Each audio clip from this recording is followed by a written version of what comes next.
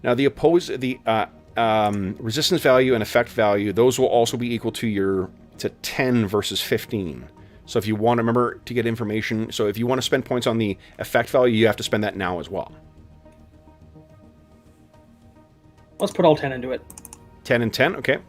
Oh, so 5 and then 5? Yeah, 5 and 5, yeah. Got it. Okay, so 15 even, nice. Go ahead, using 11 or higher. Go ahead, give us a roll. Okay. Come on. That'd be greater than or equal to 11. Okay. Go. Oh no! This stuff is so dense, I cannot. Here's it is unlike anything you've sensed. Like they're. Yeah, Gar, your turn now. He can't seem to get any reading out of it. You want to try and break it again? Maybe I can chip a piece off of it. Okay. Dense bedrock. And I'll do the same thing. I'll spend 10 points on it. Okay. 10 points up puts you at 25 then. Okay. Oops, 2d10. There we go.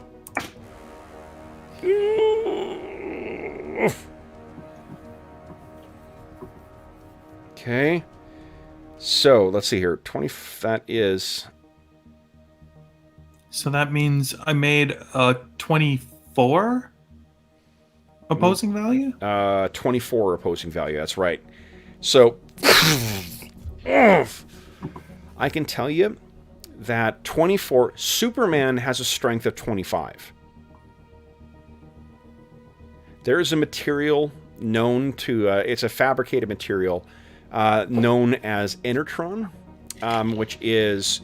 Inertron... It's either Inertron or Inerton. It's a Legion Superheroes thing. I was trying to look up the name because I forget it. Hold on. Let's take a look here. I'm sure someone's going to correct us in the in the chat, so I'll take a second, see if I can find the... Well, at the very least, I would say to Will Snap, I don't seem to be able to dent this at all. I don't think that they mined this cavern. Is there any evidence that they had been Inertron. chipping it, or... You see his brain right here? Full of useless shit like the name Inertron. Totally. Oh my god. Kev, is there any evidence that they were mining this material, or that this is like the natural shape of this cavern? This is, you know, if you'd say they didn't, they only marked a little bit of this. Maybe if you like sent a pulse of some kind, you might be able to get a better sense of the size or scale of this thing. Hmm. Yeah. So maybe like an echolocation type. Sure. Like a Thing. sonar. Will Snap urges caution. Yeah. And what do you think, Gar? What do we So see with he's- your ring? Yeah, I think what you see is like the lighthouse staff is back. He's got this sort of staff he's holding. It's got this like giant bell on top that's like maybe inside of like a glass bowl. And so he's got this thing on the top that when he hits the sort of thing on the top, the bell rings in the bowl and it sort of Nice. sends out this weird ring into the cavern. Okay. And as the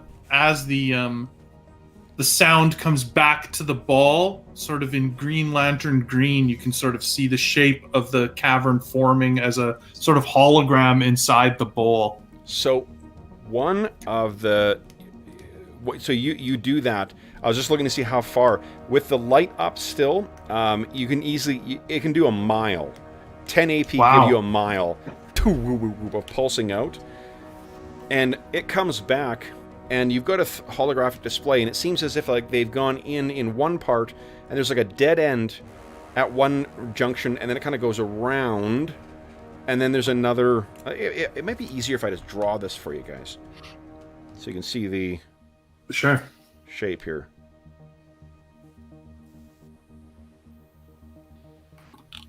If you were looking down onto the scene here, that is the symbol you would see. Oh. And which part are we in? Right here. Right at the beginning of it. Okay, Yep. yeah.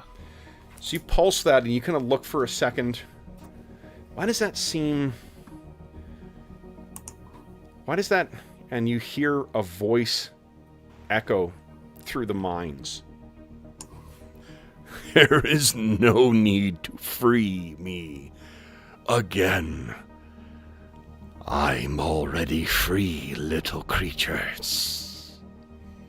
And well, Snap, you can see 2 red eyes appear in the wall next to you.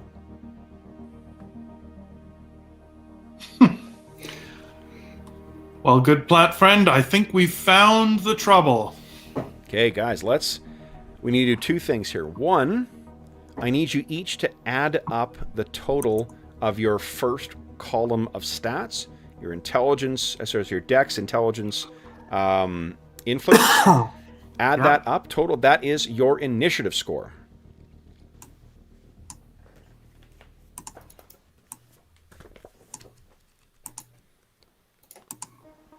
Then, let's see here. Oh, it's not letting me put it in that column. It's weird. Oh, isn't it? Is it already calculated? If you click on it anywhere, it tries to roll it. Yeah. Oh, hold up here. Oh, and now I can't cancel. Oh, there we go. Maybe you can. Oh, there we go. If you right-click into it, it does something. Yeah, if you right-click into the box, you can type it in. Oh, okay. Escape. Oh, there you go. Yeah, brilliant. Troubleshooter. Haha. Okay. Nice. Okay. Then, what I'd like you guys to do is, we're gonna hold on. Do you decide? Decide.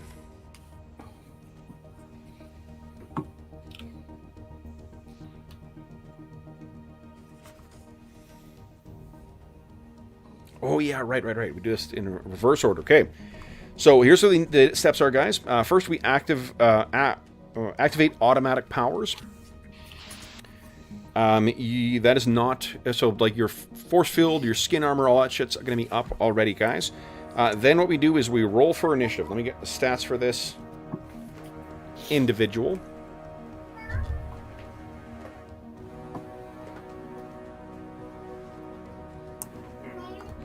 Got it. Then, you can spend, let's see here, points or hero points on your initiative roll 2, up to, I believe, your initiative score. Right here.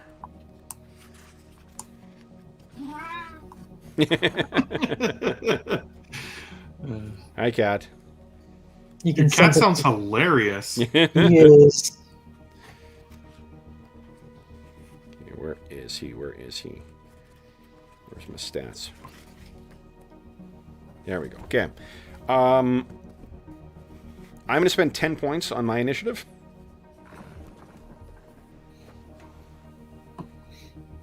You guys would just spend? Seeing as I don't know what this is doing or what I would do, then no, I don't think I would react faster with no planned action. Sure. Okay. Yeah, same. So then, guys, go ahead and roll your initiative. I got a 40. Oh, nice. 20. At 26. All right, so we go. Lois, you declare your actions, then we take them.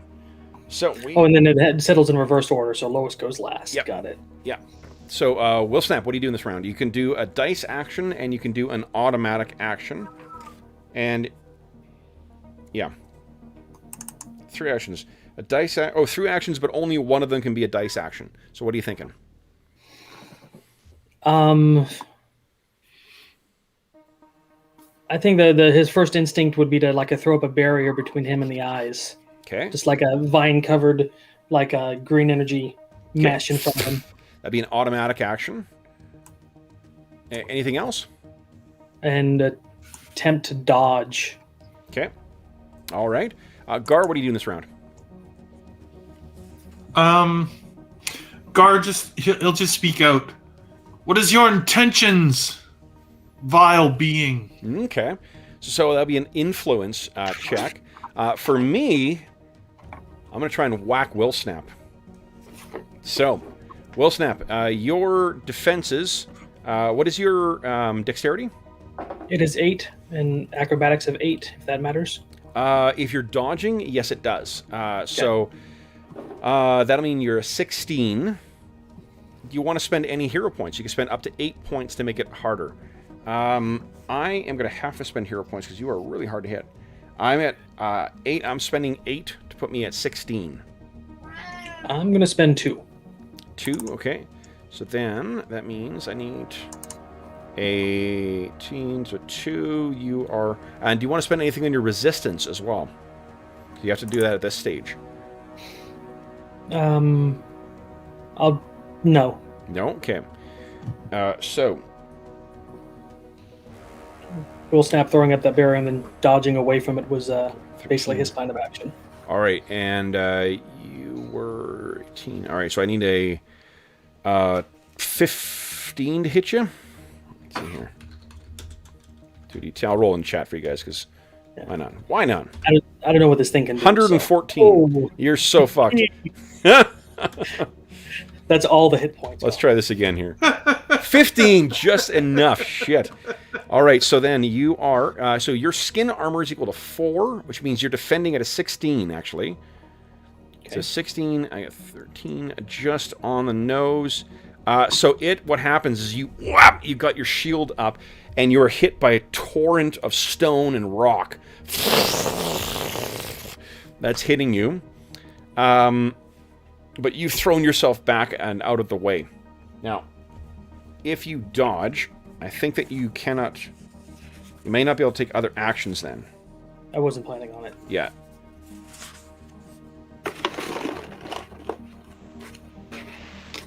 His intention is to have the enemy go first with what No, you could still take yours. Dodging is an automatic action, but you may never take a dice action of any sort during a phase when you dodge. So because it's an automatic action, you could still put that shield up if you want.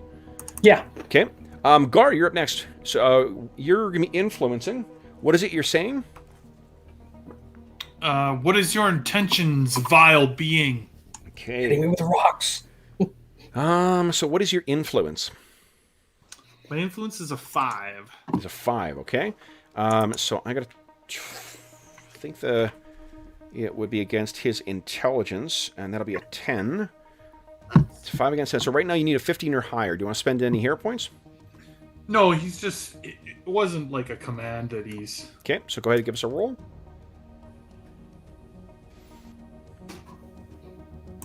Okay.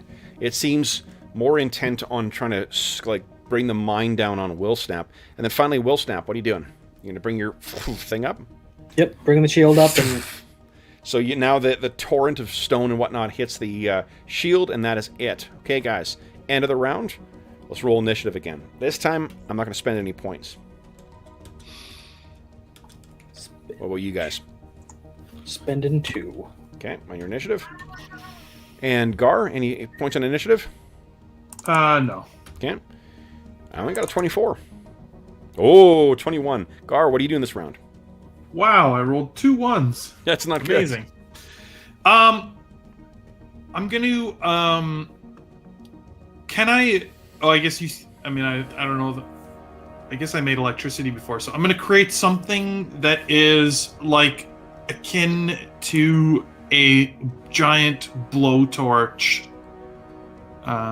Sure. Or something like that. Like so.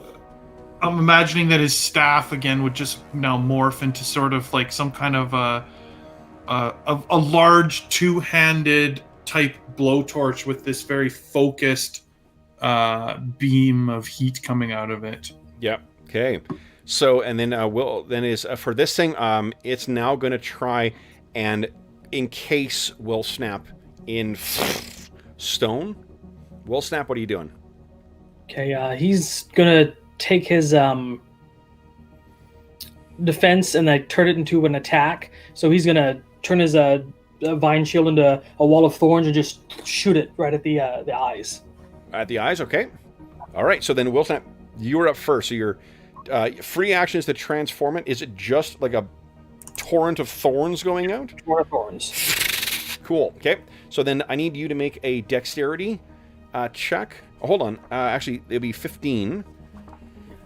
For the will, yeah. Actually, see, force manipulation is a bit of it's an unusual thing. It normally you get to use their stat. If it was an energy blast, you get to use your stat as the replacement for that. But because you're creating an object that you're then attacking with, it's a little different with force manipulation. Okay.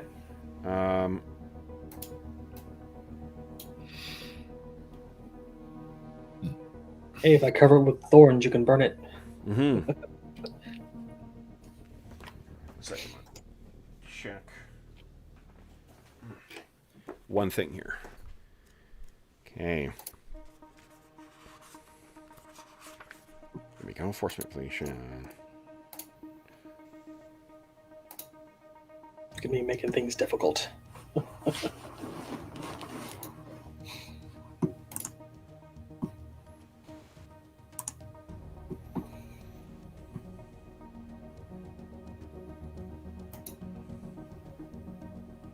Okay, so yeah, then what that is. Yeah, the acting value of the attack is not equal to the AP, so the power, it's determined by what it possesses, so be dexterity. Okay. Okay, so your dexterity is what? Is 8. And I'm going to spend 4 points towards this action. 12, okay. It's a 5. I'm not going to spend anything on that. What are you going to spend on the effect value? 4 as well. 4 on the effect value? Okay, I'm going to spend 2 to put it to 12. Okay. Okay, so go ahead. And the defense, forgive me, is only a 4. This thing's almost completely stationary, so you need a 4 or higher to hit this. Go ahead. Oh, so success, but no column shifts.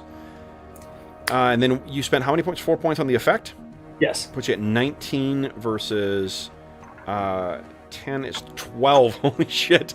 So you are blasting these things in. It's creating this... The eyes are completely annihilated, and then creates a giant hole in the wall. And both of you can see that those eyes are completely gone now. And there's about a maybe about a 10-foot hole in the wall from where Will Snap's thorns all smashed in. Nice. It does not have an action now. Gar, what are you doing?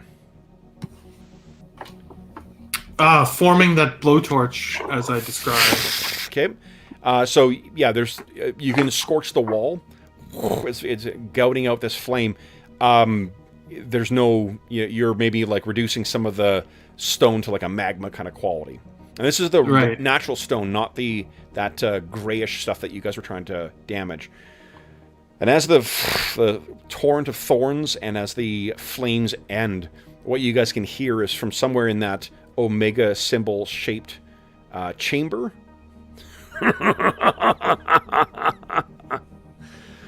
A challenge for lesser beings. And the whole mind begins to tremble. What are you guys going to do? Little stones are falling off of your shield. Should we fly out of here? Does it feel like it's collapsing? It seems like a precursor to that. I'm not sure if either of you guys have been in a mine before, but I think both of you, it doesn't take the keen instincts of a trouble finder to know that, uh-oh. Yeah. Is there like a big outcropping of rock nearby? Like that's really loose and about to fall? Not really. What are you thinking of? Because I'm thinking this thing's here. If something else comes by, they might discover it easily. I'm thinking like as we fly out, we both use our rings to grab the rock and shove it in the hole and then fly out. The eyes you saw were outside of the hole. Mm-hmm. Yeah, I say we just fly out of here. Well, we've discovered something here. We need to warn the Inner Core. Absolutely. Okay, what are you guys doing?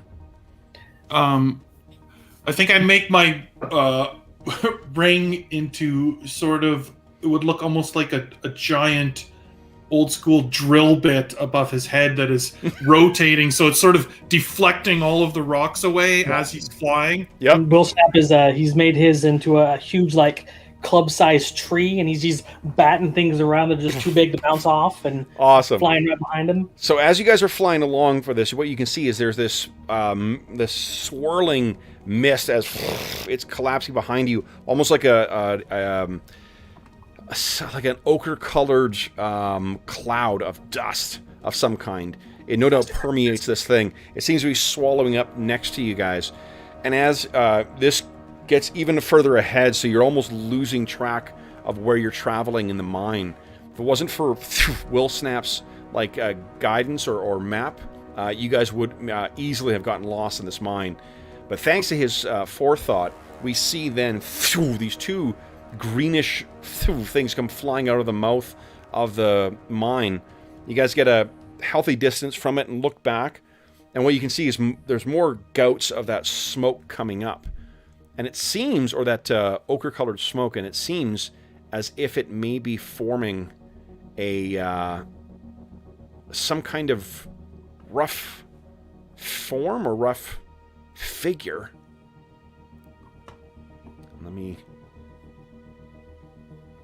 quickly bring you over here. Well, this is turning out great.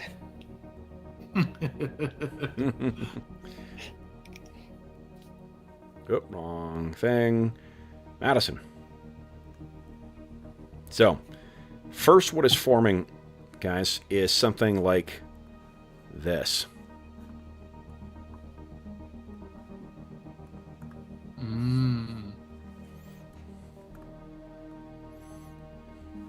But then, what steps out from there? When you can picture, you're about as small as those little black or discolorations on the ground there, to give you a scale of how big this massive storm is. And what steps out about half the height of those things is this.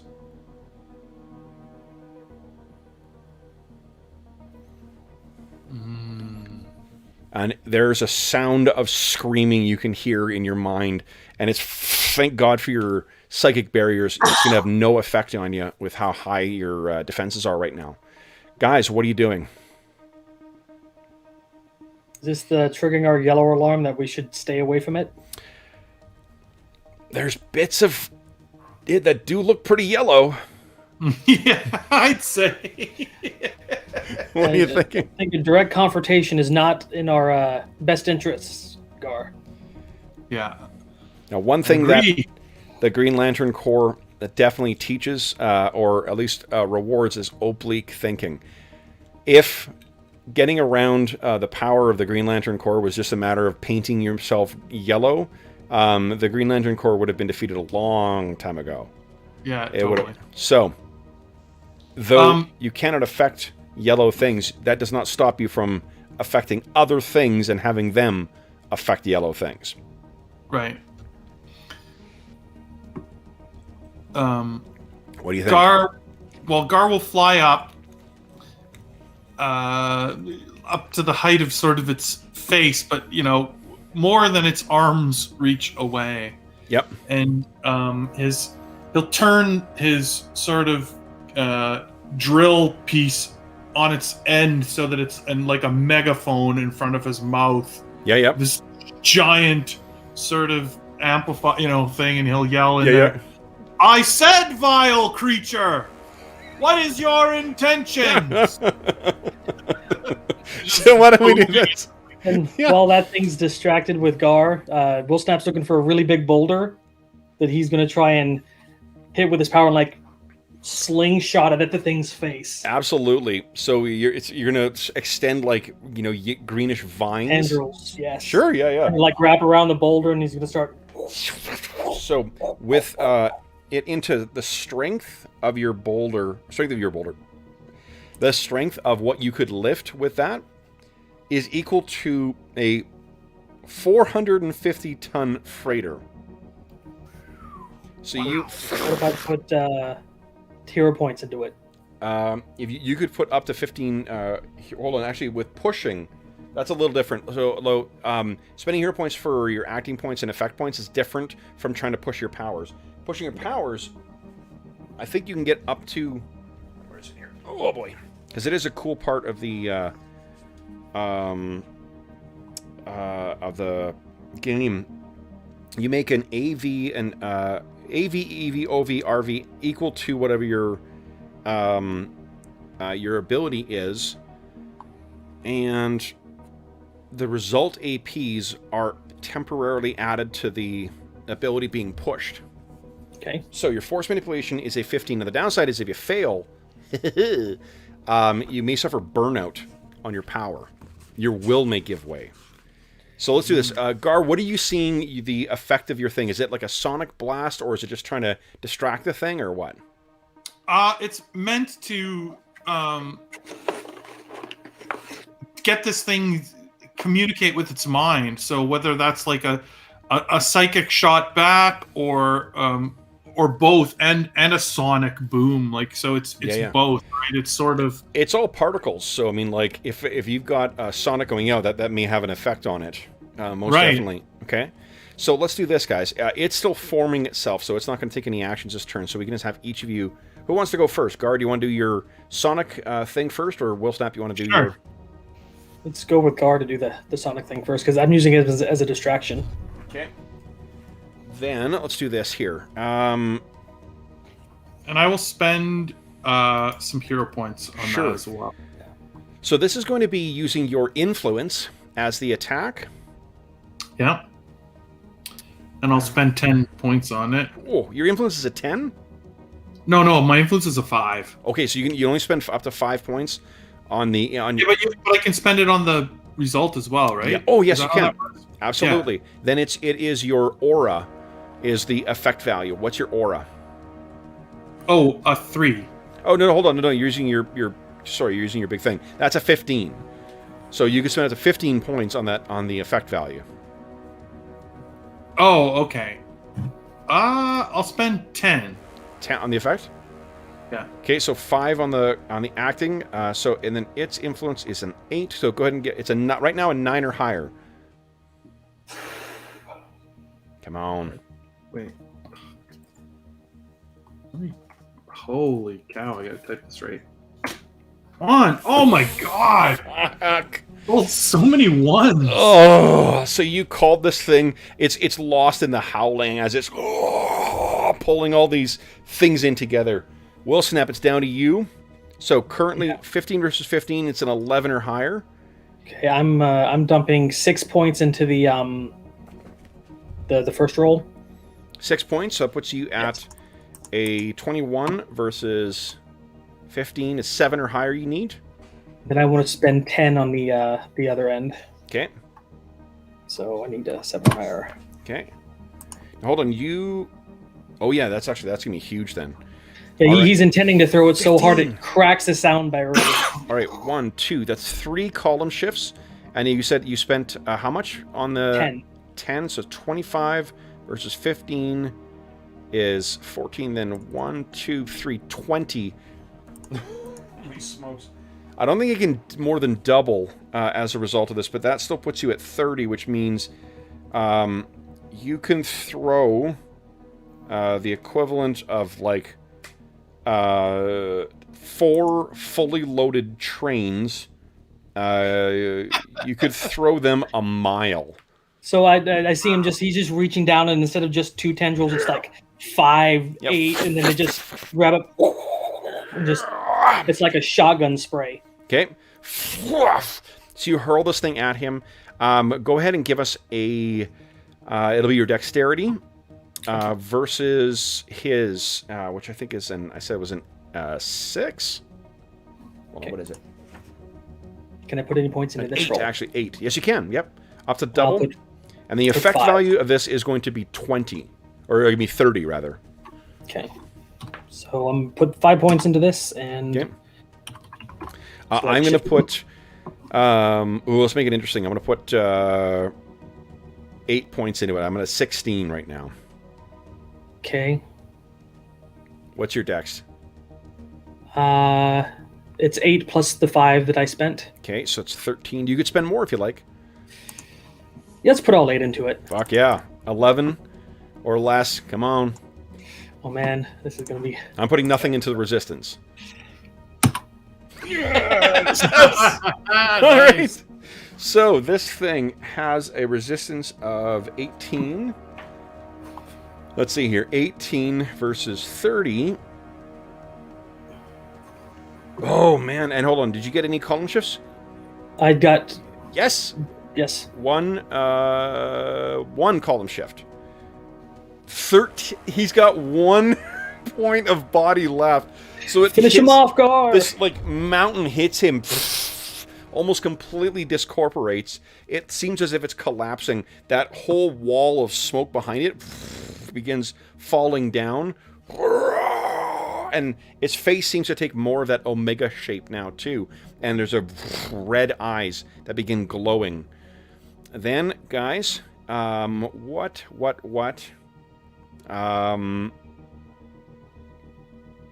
Why don't we roll some initiative?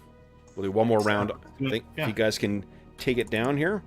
All right, so I am spending nothing on my initiative. Oh, but I got a 30. Just beat me. Oh, jeez. Yeah, he's the fastest. Oh, I got a 31. Holy shit. All right, so then, Gar, what are you doing?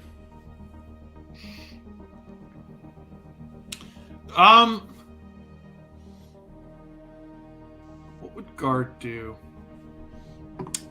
I think Gar is seeing what Will Snap is up to, and he's going to try and draw this thing's attention again. And so, what would he create? So what you could do if you're thinking of like a way of distracting it, there is one of the. There's a whole like. I think that does it have to be one continuous thing, or can it be like? Can you? I don't know the power enough. Like, can I make many small things? Yep. Yep. You just have to split up the 15 points amongst whatever you're doing. Right. Okay. I see. Yeah. Because I'm picturing like some kind of small like robot like insects of some maybe about the size of a football or whatever, a whole bunch of them, and I'm going to like send them in to sort of swarm right around where we can now see its eye, like around this symbol and the where the eye is in that omega symbol, and sort of swarm it and just Okay. So I think.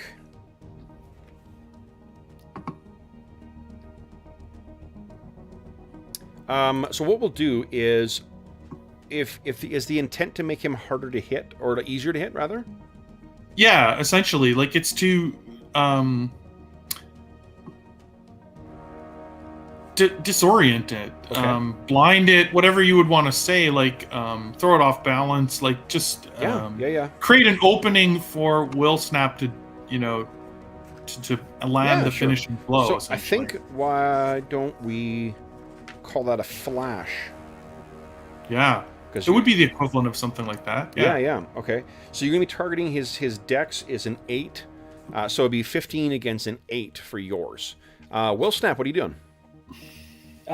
He starts. You guys can wait too. What you want to do is let him try and distract him, and the Will Snap is basically he's like gonna wind up his power, and he starts oathing the Green Lantern oath as he starts charging his power, and he just waits for the flash to come, because this is kind of like a teamwork thing they build on, and he's gonna turn his power into a huge like living tree trunk and just fly in and crash it in him.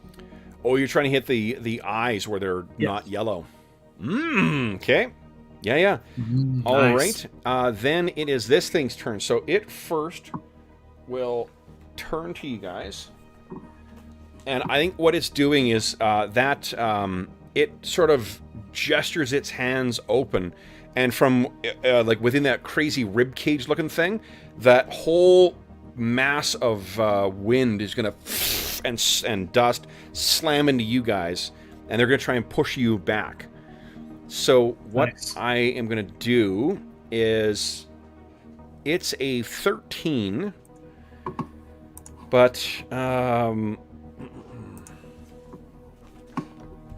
let's see here. Yeah, I think you got a pretty. I'm gonna see if it's resisted by your flight, because your flight is actually pretty crazy.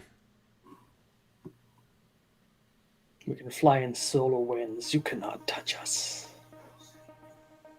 I'm getting the whole Green Lantern thing. This is fun. Nice. Yeah, it's a super fun power set to play with. I can't believe throwing rocks works so well. Okay. So what I'm going to do is I'm make attack against you guys, but my RAPs, if I get any, are only going to be pushing you guys back. So it's... I'm multi-attacking, so I got to reduce my effect a little bit. But I'm... so I'm attacking with a 13 versus your dexterity. And I'll be affecting your 13 versus body. And that'll not include your skin armor. So only at 12. So, and I'm going to spend, I'll say 10 hero points on each. So it'll be 23 versus your dexterity. So first, John, do you wish to resist this? I wouldn't be able to catch back up to him if he pushes me, would it? Your flight is a 40. Let me double check here. So, yeah, as a move action, you could almost zip around the planet. Green Lanterns are super fast. Yeah, I'll resist it, but I'm not going to throw any points behind it. Okay, so then let me see if I affect you first. Roll 2d10. 6. I think I barely succeeded. So no column shifts, and I spent a 23. What's your versus 12? 23 versus 12. I have pushed you back 13. 8 miles. You're tumbling through the skies. Gar, what is your dexterity? 6. Do you wish to resist this? Yeah, and I'll spend whatever points I can. Okay, so there'll be 6 points on your defense and up to 12 points on... Or sorry, 6 points on your opposing value, up to 12 points on your resistance value. Yeah, I'll spend all of that. Okay, so I'm going to go into 12. I need a... let's see here. 17. Holy shit. Okay, so that was a 23 versus your 12. Gives me 1, 2, 3 column shifts. And 23 versus 24. With 3 column shifts. 1, 2, 3. Well, welcome to 8 miles. 2 miles back. Oh, no. So he hits you, and both of you guys go tumbling back. Then it is, I believe, Gar's turn. What are you doing, Gar? No, Will Side. I'm delaying. Okay, so Gar, you're up next. Yeah, so Gar comes zipping back, flying in, and like I said, the sort of like football-sized, probably football-sized version of some flying insect that is a delicacy on his planet. Okay. Very annoying, but sure. And they will buzz around this. So his defense is an 8. Okay. And I'm rolling my will, right? Yep. You're willing. No, with your. I'm assuming you're putting everything into your the force manipulation. So that's going to be 15 actually. Okay. Yep. So you could spend up to 15 to double. I'm going to wait and see what you're doing. Yeah. You know what? Sure. It's a one shot. This thing's very dangerous. I'll do that. Okay. So that puts you at 30. I'm going to spend nothing because I don't think I could get it to significantly hard for you. Go ahead and make your roll. Yeah. Nice. Oh my goodness. That's 1, 2, 3 column shifts for you. And I didn't spend anything on resistance. What were you or on resisting the effect? You said you're spending max on that. That's another 15 versus 8. Jesus, he's almost stationary. So then nice we'll snap.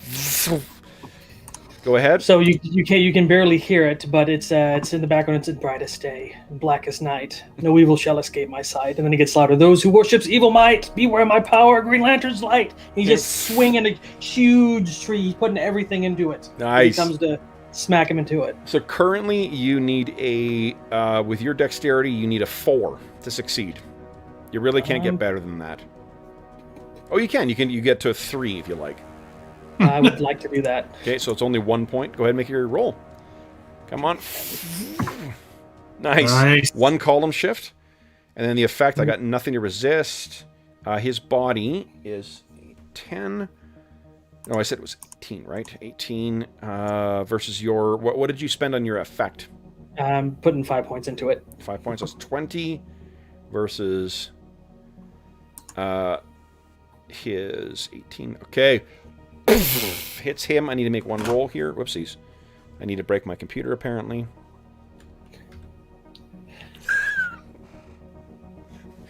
So, I rolled for his invulnerability ability, which would help him regenerate some health back, and I failed. So, you hit where that eye is, and it like sends a spray of this material out once it connects with the thing, and you hear it scream out, and the whole thing kind of collapses down until it finally joins up with that swirling cloud, and that seems to surge back and then slowly settle down, leaving a pile of that ochre-colored dust across the entire remains of the mining camp.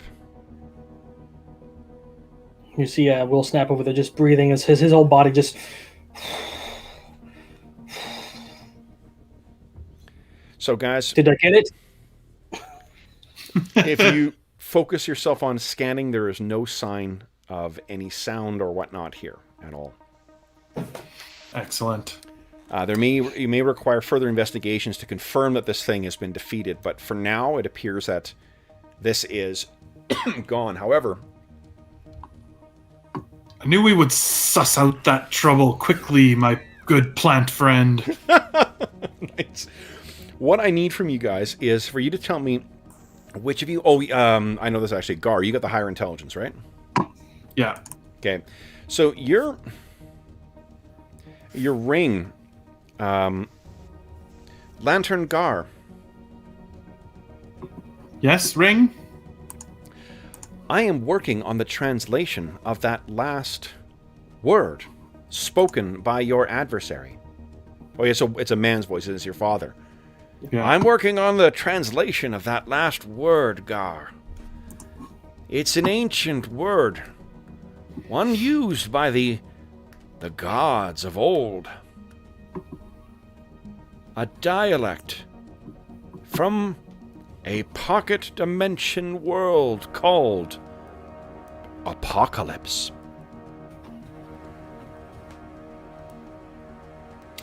Interesting. Translation completed, though I know not the meaning of the word. The word was dark side.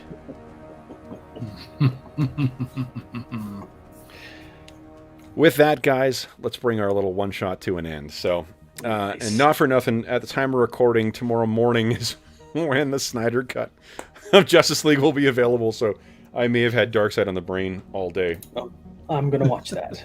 Yeah.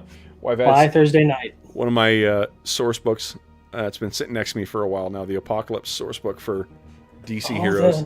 The glowing eyes, it's all coming to me now. We didn't get laser-eyed. Well, and the Omega symbol is a sign of Darkseid as well too.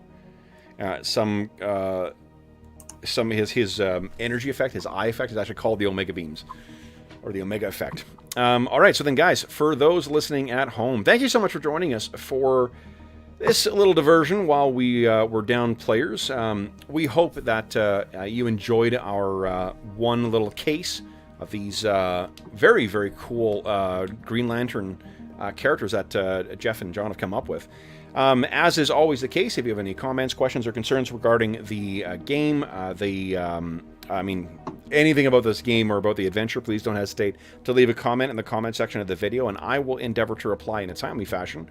In addition, you can find a link in the description of the video to the Dungeon Musings Discord, and you can, I can't remember if I've got a channel dedicated to DC Heroes or not, but you certainly can find the Assorted Games channel if you have any questions about DC Heroes. In addition, there is a link in the description of the video to something called Heroes Save Villages. That's the charity fundraising campaign we run on the channel, and from now until April 1st, 2021, for every $25 that you donate, you get one chance to win the grand prize or one of the other awesome prizes that we have available, including the grand prize, which is a copy of Beetle and Grimm's Platinum Edition Icewind Dale Rime and the Frost Maiden, this amazing, like $500 product. That was, when it was available in retail, which is not any longer. Beetle and Grimm have very generously donated a copy of that as our grand prize. Our second prize is a copy of the Beetle and Grimm Silver Edition, Icewind Dale, Rime of the Frost Maiden box set. There's also amazing, actually, it's arrived in the mail today. One of our players, Andrew, crafted this incredible wooden dice tray to offer as a prize. Our buddy Dave has crafted a chainmail dice bag as a prize. And there's also a bunch of prizes. Our buddy Jason Hobbs has donated some copies of his zines, and we have a bunch of prizes from the the Dungeon Musings Red Bubble Shop. So lots of great prizes. You also get a chance to participate in the voting for what games we're playing on our charity sessions. The current voting is for which of 4 different dark fantasy games we'll be playing on April, I think, 23rd is our next session, our next thing. If you have donated thus far and you haven't voted for which of the 4 games, be sure to head over to the Charity Initiatives channel on the Dungeon Musings YouTube channel, not YouTube channel, the Dungeon Musings Discord server, and cast your vote. Last thing I'll say is a huge thank you to John and Jeff. That is, guys, you did a terrific job of creating some really interesting alien heroes here, or Green Lanterns, and diving right into the adventure. So thank you, guys. That was very entertaining for me to watch you guys create these characters. It was great. Yeah, it was a lot of fun. Awesome. Then, for those listening at home, once again, thank you so much. We'll be back to Friday night. We should be back to our AD&D campaign, attendance permitting. Otherwise, we hope that if you are listening to us during the current crisis, that this finds you healthy, safe, and weathering the current crisis as well as can be expected. We hope that we gave you a few hours to take your mind off of the troubles of our world and think about the troubles that our Green Lanterns are getting themselves into. And until we see you again, stay safe, stay healthy, and happy gaming.